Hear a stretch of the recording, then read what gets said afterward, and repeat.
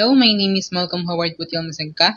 And I'm Saisi Francisco. And We Travel Services has been tasked to do a vlog about nutritious food and delicacies that can be found around the Philippines. And today I'm gonna show you the pinakbet of Ilocos region.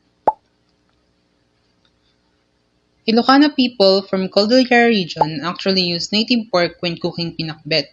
But unfortunately, we're currently facing a typhoon today, so I can't go out and complete the recipe.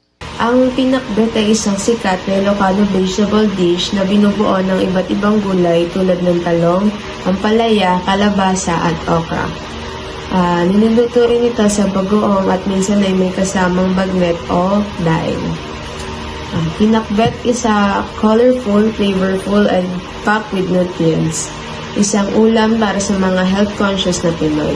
Alam niyo ba, ang pinakbet ay isang gulay powerhouse, rich in fiber, good for digestion, full of vitamins A, C, and K, pangpalakas ng katawan at pampaganda ng balat. May low sodium content kapag minimal lang ang bagoong. Good for the heart.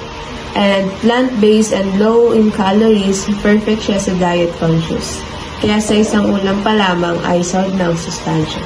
At ngayon, ipapakita natin ang mga sangkap at kung paano lutuin ang pakbet.